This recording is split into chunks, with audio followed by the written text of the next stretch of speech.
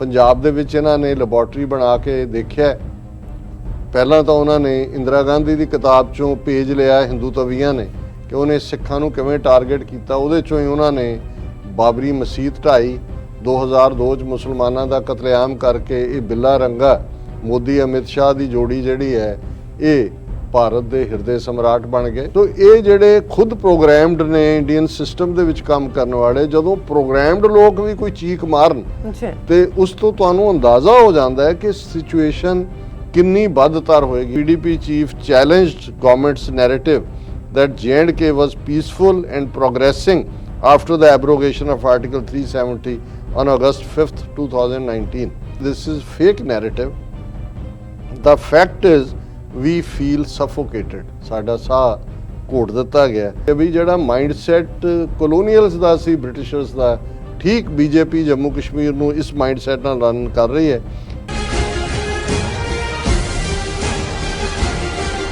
Viewers welcome back on program. So viewers हुण आपां गलबात करन जा रहे हैं जम्मू कश्मीर के हवाले नाल कि जम्मू कश्मीर की साबका चीफ मिनिस्टर महबूबा मुफ्ती का कहना है कि बीजेपी ने जम्मू कश्मीर नूं एक बस्ती बना लिया है और बीजेपी वालों जम्मू कश्मीर नूं एक लैबोरेटरी वजों वरत के मन मर्जी दीआं नीतियां जिहड़ियां ने ओह लागू कीतियां जा रहीआं ने। सो जुडिशरी अते मीडिया के दो जमहूरीयत के थंम डिग चुके हैं। सो इस बारे आप गलबात करन जा रहे हैं। सो असीं चाहांगे कि तुसीं इसी तरह बने रहना, देखण सुन लई ऐ लिखण लई तुहाडा सब दा बहुत बहुत धन्नवाद जी। डॉक्टर साहब की विचार ने इस मुद्दे बारे? देखो, वैसे जदों असीं अपनी नैक्सट जनरेशन नूं लफज कॉलोनी कहंदे हैं जां बस्ती इस्तेमाल करते हैं, बहुतिਆਂ ਦੇ उत्तों ਦੀ लंघ ਜਾਂਦਾ है, क्योंकि इन्हां ने एक तां ਜਿਹੜੇ अमरीका च रहण वाले ने, इन्हां ने तां कोई कॉलोनीअल रूल देखा नहीं होया। दूसरा, क्योंकि ब्रिटिश कॉलोनीअल्स ने जां यूरोपीयन, क्योंकि बहुतियां कॉलोनीअल पावर्स तो सारियां यूरोप दे विच ही सी, वो ब्रिटन होए, फ्रेंच होण, बैल्जियम दे होण, नॉर्वे दे होण, स्पेन होए, पुर्तगाल होए, सारे जिहड़े ने यूरोपीयन कंट्रीज़ आलमोस्ट 1 2 4 नूं छड्ड के सारिਆਂ ने ही दुनिया नूं कॉलोनाइज़ कीता है। जिथे ਹੁਣ कॉलोनाइज़ ਜਾਂ बस्ती ਅਸੀਂ बहुत चंगी तरह समझते हैं कि किवें जे अंग्रेज़ 200 साल आके भारत दे विच उन्हां ने भारत नूं एक बस्ती बनाया, तो मतलब ये सी कि उहदे च उन्हां ने तुहाडी कोई डे टू डे लाइफ च तुसीं शिव जी नूं पूजना है कि विष्णु नूं पूजना है कि गुरुद्वारे जाना है कि मसीत जाना है, वो उन्हां दा कंसर्न नहीं सी। गंगा च नहाई जाओ, उस जगन्नाथ दे रथ दे थल्ले अपना सिर दे ही जाओ, जो उन्होंने कोई फर्क नहीं। उन्होंने अंदाज़ा लाया कि भी इस सारे चों असी अपना मफाद किवें कढ़ना है। और उदा जिनके बारे अक्सर सी कि भी इंडस्ट्रीलाइज यूरोप होना 18वीं सदी शुरू हो गया सी कि उत्थों कच्चा माल जा रहा, रॉ मटीरीयल बन उन्हां दीयां फैक्ट्रियां च रहा, उसनूं तैयार हो रहा फाइनल प्रोडक्ट के तौर पर, फिर उसते उही तुहाडी मार्केट च विक रहा बाकी भी दुनिया जिथे तुसीं कॉलोनीज़ बनाईयां हुई हैं, और उहदे चों तुसीं कई गुणा जिहड़ा प्रॉफिट लै रहे हो।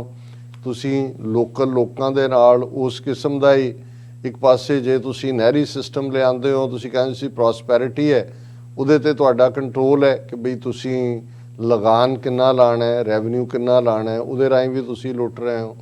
तुसीं उन्हां दे लोकां दे रिसोर्स खोए होए ने, कंट्रोल तुहाडा है, और लोकल लोक उन्हां नूं थोड़ी बहुत तुसीं जिहड़ी है वो अटोनमी के नाँ थल्ले जां थोड़ी जी फ्रीडम के नाँ थल्ले जी तुसीं वोट पा लो, तुसीं फलाना कर लो। हुण जे अंग्रेज़ां दे 200 साल के राज देखिए तो नहीं भी लोगों के विआह नहीं सी हुंदे, उन्हां दे न्याणे नहीं सी हुंदे, विआह दीयां खुशियां नहीं सी हुंदियां, लोक गीत नहीं सी गाउंदे जां दूजा नहीं सी हुंदा, वो सब तो चलदा ही हुंदा। जे कोई इस गल नूं आज़ादी समझे जां प्रॉस्पैरिटी समझे, जिवें अज सिखां दा एक तबका भी समझदा, देखो जी मैं वड्डी कोठी पाई हुई है और सारा सानू इत्थे किहड़ी आज़ादी तो कौन रोकदा है। हुण उस किस्म दे लोग वो उस गुलामी च भी बड़े खुश सी अंग्रेज़ां दे, लेकिन अल्टीमेटली तुसीं देखदे हो कि भाई जिहड़ी गुलामी हुंदी है, जदों तुसीं कॉलोनाइज़ करदे हो, तुसीं एक नवां नैरेटिव एक तहजीब का भी सिरजदे हो। जदों ये कहा जाता है जां कि भाई ये काले अंग्रेज़ दिल्ली च बैठ गए, गोरे चले गए, उही काले। हुण उन्होंने जिहड़ा एक तहजीब सिरजी जिहड़ी जिन्हों असी अज दी IT सैक्टर की बोली दे विच प्रोग्रामिंग कहंदे हैं, ਕਿਸੇ ਜ਼ਮਾਨੇ 'ਚ ਉਹਨੂੰ ਕੰਡੀਸ਼ਨਿੰਗ ਕਿਹਾ ਜਾਂਦਾ ਸੀ, ਜਾਂ ਆਮ ਲੋਕ ਜਿਹੜੇ ਨੇ ਅੰਗਰੇਜ਼ੀ 'ਚ ਲੇਮੈਨ ਬ੍ਰੇਨ ਵਾਸ਼ਿੰਗ ਕਿਹਾ ਜਾਂਦਾ ਸੀ, ਜੇ ਬ੍ਰੇਨ ਵਾਸ਼ ਕਰਤਾ। ਹੁਣ ਅਸੀਂ ਪ੍ਰੋਗਰਾਮਿੰਗ ਕਹਿੰਦੇ, ਕਿਉਂਕਿ ਮੁੱਢਲਾ ਜਿਹੜਾ ਇਨਸਟਿੰਕਟ ਹੈ ਇਨਸਾਨ ਦੇ ਅੰਦਰ ਉਹ ਆਜ਼ਾਦੀ ਦਾ। ਇਸੇ ਲਈ ਵੀ ਆਲ ਆਰ ਬੋਰਨ ਫ੍ਰੀ ਜਦੋਂ ਇਹ ਟਰਮ ਇਸਤੇਮਾਲ ਕੀਤੀ ਗਈ, ਮੁੱਢਲੇ ਤੌਰ ਦੇ ਉੱਤੇ ਤੁਸੀਂ ਜੇ ਜਾਨਵਰਾਂ ਦਾ ਬਿਹੇਵੀਅਰ ਵੀ ਦੇਖੋ ਜਾਂ ਅਦਰਵਾਈਜ਼ ਵੀ ਦੇਖੋ, ਕੋਈ ਸੀਮਾਵਾਂ ਨਹੀਂ ਨੇ, ਲਿਮਿਟੇਸ਼ਨਸ ਨਹੀਂ ਨੇ, ਪਰ ਜਿਹੜਾ ਫਿਰ ਤੁਹਾਡੇ ਤੇ ਕਾਬਜ਼ ਹੁੰਦਾ ਹੈ ਉਹ ਤੁਹਾਡੇ ਦਿਮਾਗਾਂ ਦੀ ਪ੍ਰੋਗਰਾਮਿੰਗ ਕਰਦਾ ਹੈ, ਉਹਨਾਂ ਨੂੰ ਕੰਡੀਸ਼ਨਡ ਕਰਦਾ ਹੈ। ਤੁਸੀਂ ਉਵੇਂ ਹੀ ਜਿਵੇਂ ਕਿ ਉਹ ਕੋਹਲੂ ਦਾ ਬੈਲ ਜਿਹੜਾ ਹੁੰਦਾ ਹੈ, ਤੁਹਾਨੂੰ ਇਹ ਹੁੰਦਾ ਹੈ ਕਿ ਵੀ ਬੈਲ ਤਾਂ ਬੈਲ ਹੈ, ਤਾਕਤਵਰ ਵੀ ਆ ਉਹ ਹੋਏਗਾ, ਤੁਸੀਂ ਉਹਦੇ ਅੱਖਾਂ ਤੇ ਖੋਪੇ ਪਾ ਦਿੰਦੇ ਹੋ, ਉਹ ਉਹਨੂੰ ਘੁਮਾ ਰਿਹਾ, ਉਹਨੂੰ ਹੋਰ ਕੁਝ ਨਹੀਂ ਨਜ਼ਰ ਆਉਂਦਾ, ਉਹ ਖੋਪੇ ਪਏ ਹੁੰਦੇ ਨੇ ਅੱਖ ਦੇ ਉੱਤੇ, ਉਹ ਦੇਖ ਲੈ। ਲੇਕਿਨ ਅਲਟੀਮੇਟਲੀ ਉਵੇਂ ਘੁੰਮਦੇ ਘੁੰਮਦੇ ਇੱਕ ਦਿਨ ਉਹਨੂੰ ਇਹ ਲੱਗਣ ਲੱਗ ਜਾਂਦਾ ਹੈ ਕਿ ਵੀ ਮੇਰੀ ਤਾਂ ਤੂਰ ਹੀ ਇਹ ਹੈ, ਮੈਂ ਇਵੇਂ ਹੀ ਤੁਰਨਾ। ਫਿਰ ਤੁਸੀਂ ਖੋਪੇ ਤੋਂ ਬਿਨਾਂ ਵੀ ਉਹਨੂੰ ਕਰ ਲਓ, ਉਹਨੂੰ ਦੇਈ ਜਾਏਗਾ ਗੇੜਾ ਉਹਦੇ ਕੋਹਲੂ ਦੇ ਉੱਤੇ, ਇਹਨੂੰ ਤੇਲ ਕੱਢੀ ਜਾਏਗਾ। ਹੁਣ ਇਹਨੂੰ ਹੀ ਕੰਡੀਸ਼ਨਿੰਗ ਪ੍ਰੋਗਰਾਮਿੰਗ ਕਹਿੰਦੇ ਨੇ। ਔਰ ਅਸੀਂ ਇਹ ਦੇਖਦੇ ਹਾਂ ਕਿ ਪੰਜਾਬ ਨੂੰ ਇੱਕ ਲੈਬੋਰਟਰੀ ਬਣਾਉਣ ਦੀ ਕੋਸ਼ਿਸ਼ 47 ਤੋਂ ਬਾਅਦ ਔਰ ਫਿਰ 84 ਤੋਂ ਬਾਅਦ ਖਾਸ ਤੌਰ ਤੇ ਹੋਈ।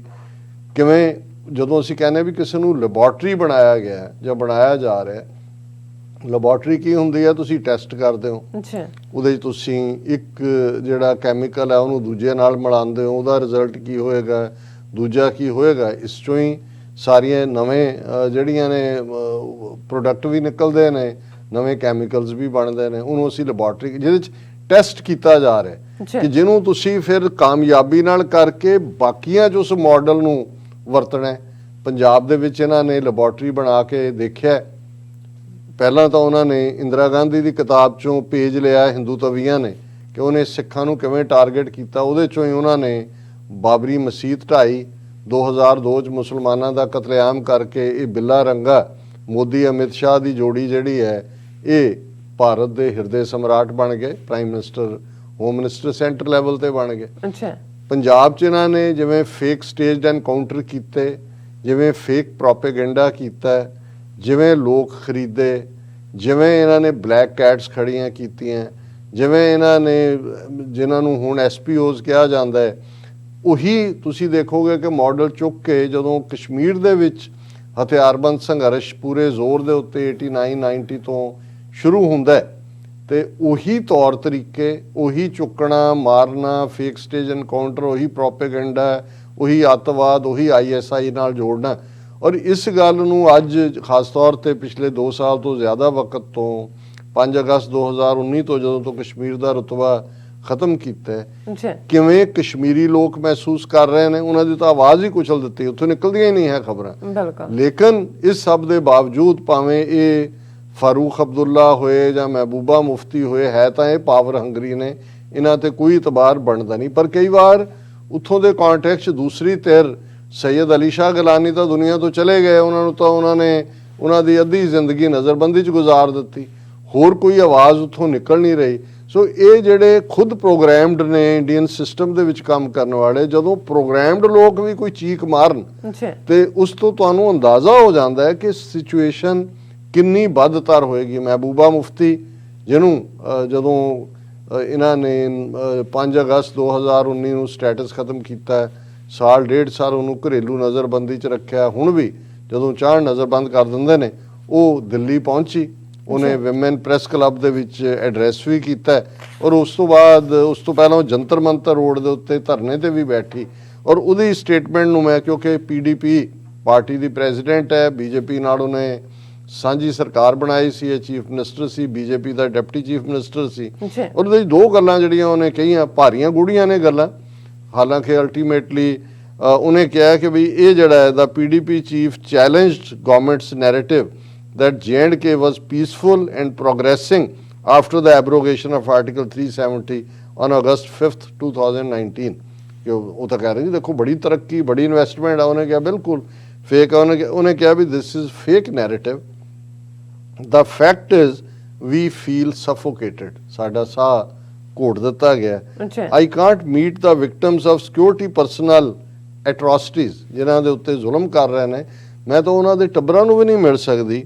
Doors are locked. I don't have the freedom to protest, मेरे को तो ये भी नहीं है मैं कश्मीर च बाहर निकल के प्रोटेस्ट कर। That is why I protested at Jantar Mantar yesterday. The BJP is running J&K with a colonial mindset. मैं लफज इतों ही कलोनीअल लिया कि भी ਜਿਹੜਾ ਮਾਈਂਡ ਸੈਟ ਕਲੋਨੀਅਲਸ ਦਾ ਸੀ ਬ੍ਰਿਟਿਸ਼ਰਸ ਦਾ, ਠੀਕ ਬੀਜੇਪੀ ਜੰਮੂ ਕਸ਼ਮੀਰ ਨੂੰ ਇਸ ਮਾਈਂਡ ਸੈਟ ਨਾਲ ਰਨ ਕਰ ਰਹੀ ਹੈ। And Jammu and Kashmir has become a laboratory for them to test whatever has to be done nationally। ਹਾਲਾਂ ਅਸੀਂ ਇਹ ਕਹਿ ਸਕਦੇ ਹਾਂ ਕਿ ਭਾਈ ਪੰਜਾਬ ਨੇ ਤਾਂ ਪਹਿਲਾਂ ਹੀ ਇਹ ਸਵਾਦ ਇਹਨਾਂ ਦੀ ਦਵਾਈ ਦਾ ਚੱਕਿਆ ਹੋਇਆ ਬੀਜੇਪੀ ਦੀ, ਪਰ ਉਹਨਾਂ ਦਾ ਇਹ ਕਹਿਣਾ ਹੈ ਕਿ ਭਾਈ ਇਹ ਬਾਕੀ ਉਹਨਾਂ ਨੇ ਕਿਵੇਂ ਕਰਨਾ ਹੈ। ਉਹਨਾਂ ਨੇ Mehbooba alleged Mahatma Gandhi's India had become Godse's India.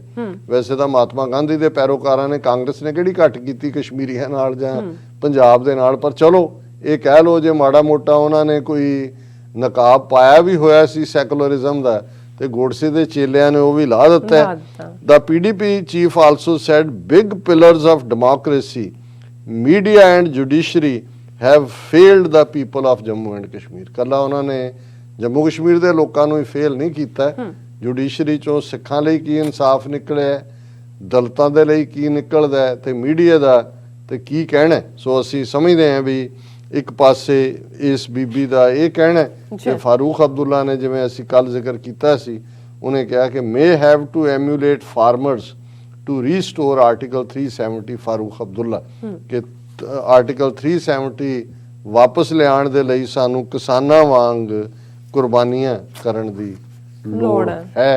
ਸੋ ਇਹ ਗੱਲ ਦੱਸਦੀ ਹੈ ਕਿ ਭਾਈ ਜਦੋਂ ਅਸੀਂ ਸਿੱਖ ਕੌਮ ਦੀ ਪ੍ਰਾਪਤੀਆਂ ਦੀ ਗੱਲ ਕਰ ਰਹੇ ਹਾਂ ਤੇ ਇਹ ਕਿਵੇਂ ਬਾਕੀਆਂ ਦੇ ਲਈ ਇੱਕ ਰੋਲ ਮਾਡਲ ਹੈ ਕਿਸਾਨ ਲਹਿਰ ਦਾ ਜਿੱਤਣਾ। ਜੀ ਰਾਜ ਸਾਹਿਬ ਤੁਹਾਡਾ ਬਹੁਤ ਬਹੁਤ ਸ਼ੁਕਰੀਆ। ਸਾਥ ਲੈਣੇ ਬ੍ਰੇਕ ਵਿਊਅਰਸ, ਤੁਸੀਂ ਕਿਤੇ ਨਹੀਂ ਜਾਣਾ, ਮਿਲਦੇ ਹਾਂ ਆਫਟਰ ਦਿਸ ਸ਼ਾਰਟ ਬ੍ਰੇਕ।